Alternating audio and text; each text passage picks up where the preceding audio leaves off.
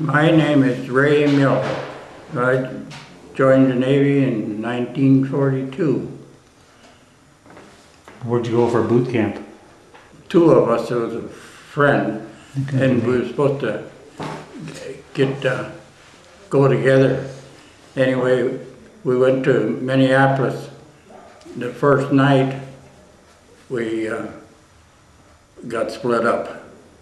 And then I went to Great Lakes that night, and he come the next day.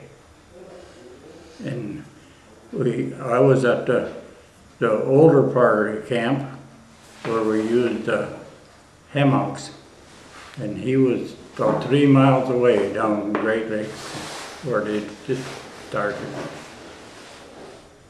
And when you finished your boot camp, where'd you go? We got the chance to go either signalman or gunner's mate. So I signed up signalman or gunner's mate. He signed up gunner's mate and signalman, not knowing what we're either one doing. He got his first choice and I got mine. So I was sent to Indianapolis for signal school. And then did you go overseas someplace? From there we learned signals, and then we went to, we got split up again. There was 200 of us. There was 100 got split up, went to the Navy ships, and the other 100 went to the merchant ships, the Armed Guard. And we went to Connecticut. Then from Connecticut, we learned international signals.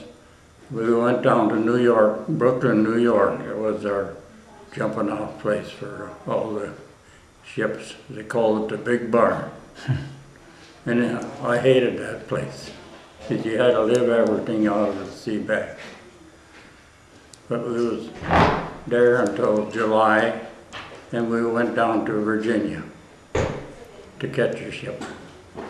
And I got on the ship in Virginia in July.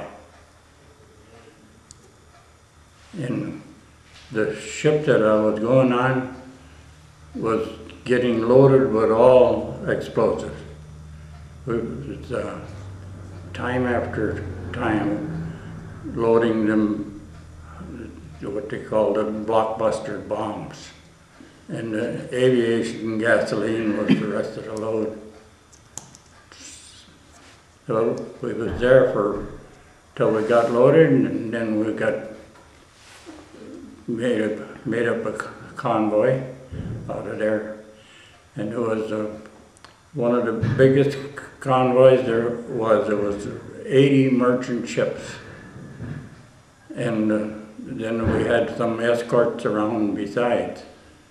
But it was the worst time for the German submarines. And we had one just called it a good thing. We didn't have to wear a life jacket. If we hit, we'd be gone. And we went to North Africa from there. And we split up. This ship went there and that ship went here. And then we got unloaded there in Oran, Africa. And we got sent back. Then we were in the Mediterranean. We was going to head for Casablanca. And that night that we started out, we got hit with torpedo bombers from the Germans. And we was felt kind of good that we'd been rid of the bombs. But we didn't have anyone get hurt on our ship. We was on one corner. And other ships in the middle, they were shooting each other up because the torpedo bombers go right along the water. And our ship exploded 5 of them German bombers. And I was the signalman.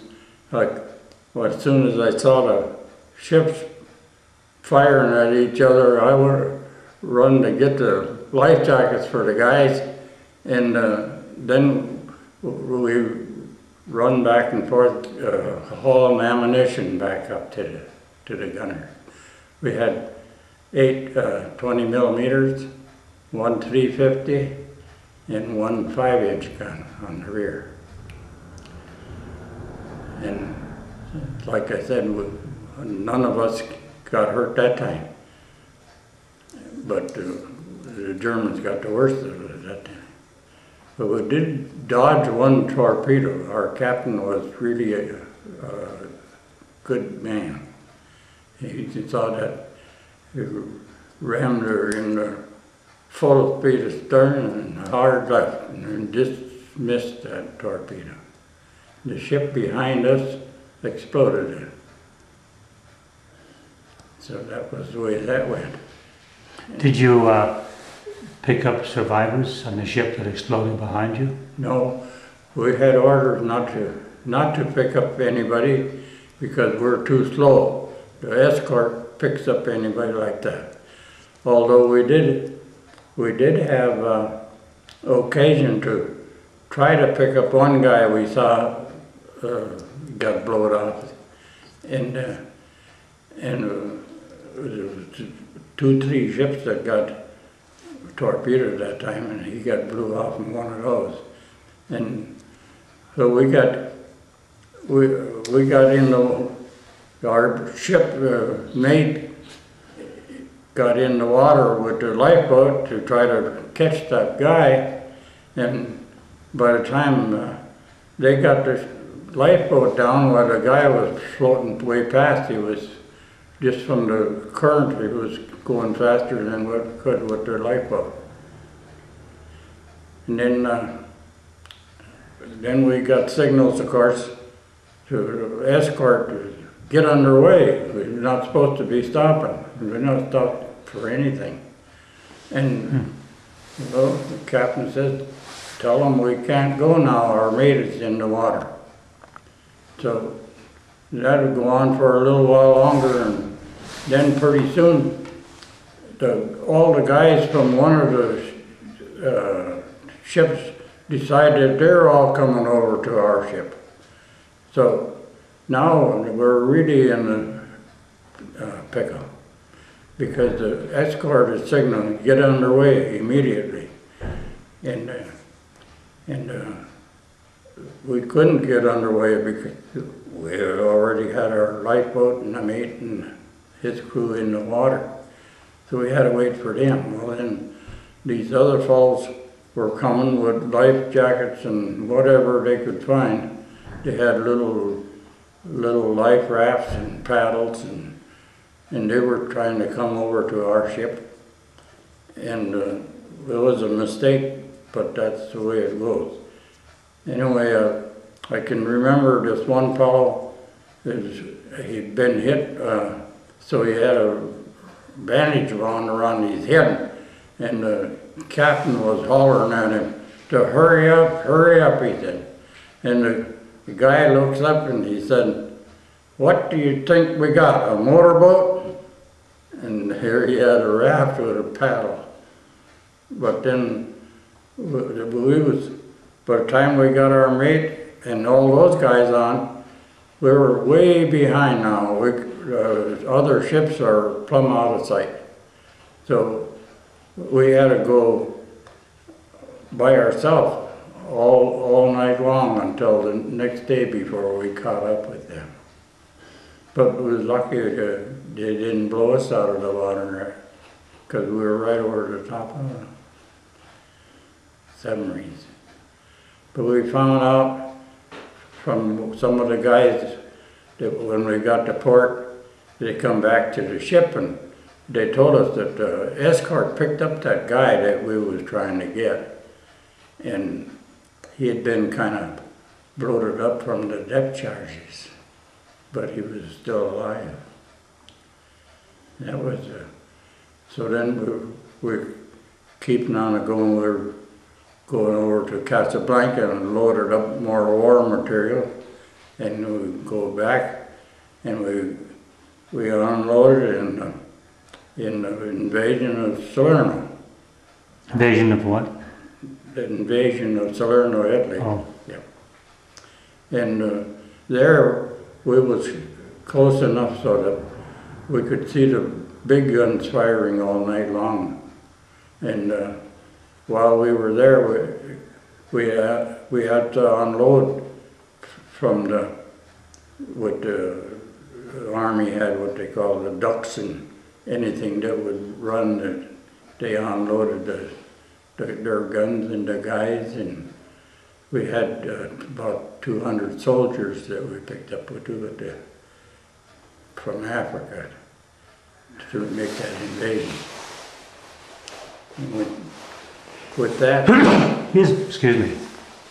with that, the big storm came up while we were there, and our captain again was on the ball. He said, "We gotta move. We gotta pull up anchor and move because we don't want to be on the beach in the morning." Oh, yeah. And when he got out, and the next morning we looked, there was one ship up on the beach.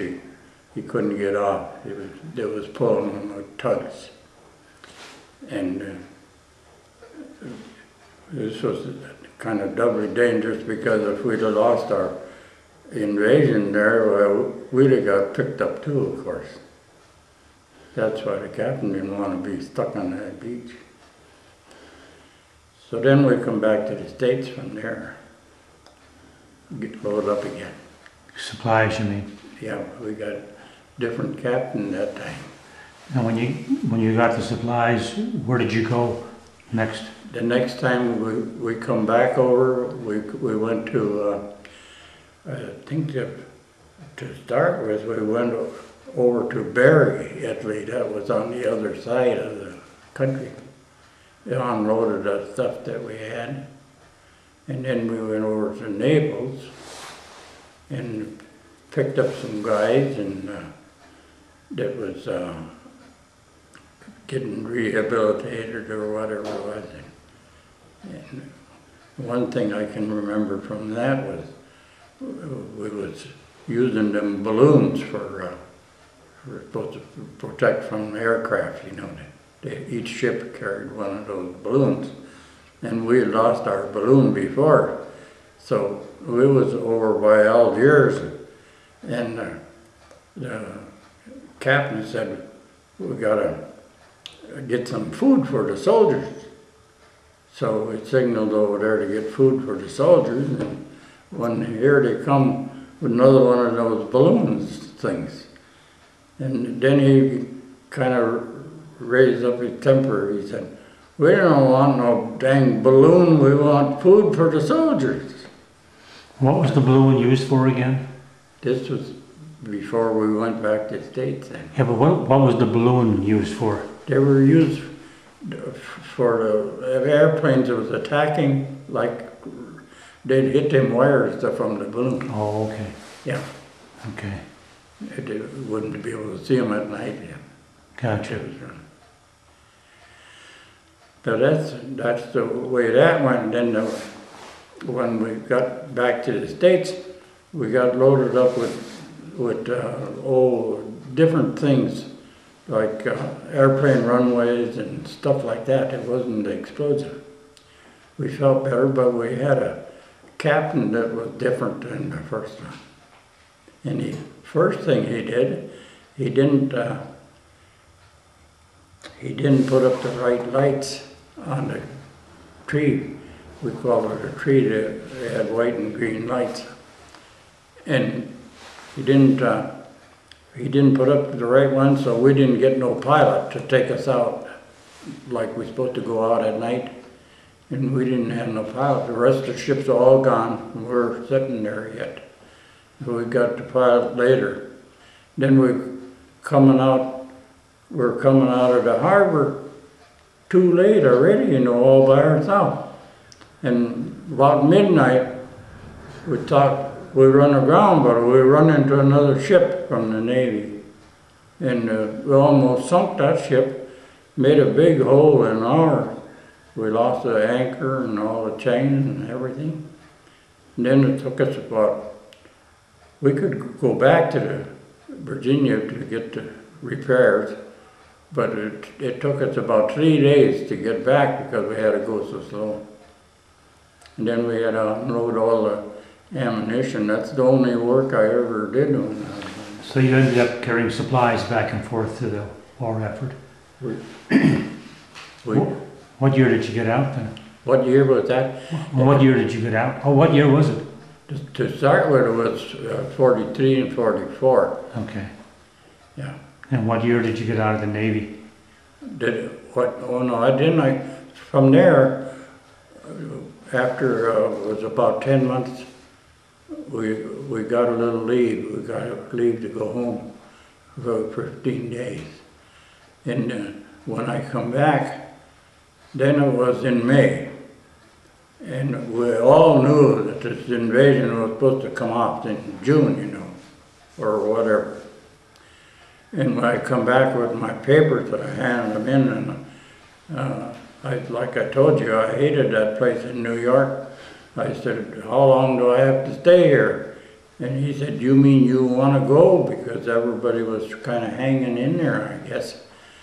And I said, yeah, the sooner the better. So he gave me 6 seamen, and he said, you can catch the ship up in Halifax tomorrow. So that's what we did, and that was another thing when we got to Boston. 3 of these boys, their folks lived right in Boston, and they begged me if they couldn't go home they'd have a few hours they could visit with their folks. And I said, yeah, but what happens to me if you don't come back? Oh, we'll come back, they said. They promised faithfully. So, well, we knew what was happening. I mean, you know, them boys may never see their folks again. So I said, well, we'll take a chance on you. I mean, but I'll probably get the firing squad if you don't come back. But they came back. Yeah, they went home and had a visit, 2-3 hours, and come back. And then we went to Halifax that next day and got the ship. And the ship we got, it broke down. It was an old diesel. And they were working on the engines to get it going. And then that was about the 20th of May or so, and the invasion over in Europe started the 6th of June. And here we're sitting on our ship, but it broke down. And then another thing on that ship that was, they put me on there as a signalman. The only light they had, you couldn't see on the end of the ship. It was an old tin can with a house bulb in. And at that time, the Germans had those camouflaged old merchant ships with big guns on. And I said, no, now what? I said, I can't even answer when they try to signal who we are. And sure enough, we were the Canadian Corvette. After a day or so, we got going, and he wanted to know who we were, and we couldn't blink that light. We could blink it, but they wouldn't see it. And so the mate said, we got a big light, but we have no way to blink it. So we had a big cargo light. I aimed it at him and had a canvas that they had covered. I was trying to make dots and dashes with that. And of course, you know what he said, try to make your dots a little shorter. Well, he didn't know what I was trying to use for a signal. When we got back to New York, I said to the gunners, we got to get a light for this ship. So we got a light from the personnel, and of course the voltage was wrong and burned out our bulbs. And then we got the electrician to try to fix it. Where did you go after June, after the invasion? You stayed in New York or what? In June. Yeah, after the invasion. As soon as they fixed that ship from Halifax, we went up a little further in Nova Scotia and loaded with coal and went to Newfoundland. And so while they was unloading up in Newfoundland, we could play baseball. And the boys are fighting over in Europe. Did you ever go back to Europe then after? Never went back. We went after that. We went to round to Galveston and got a load of sulfur and bring that back up.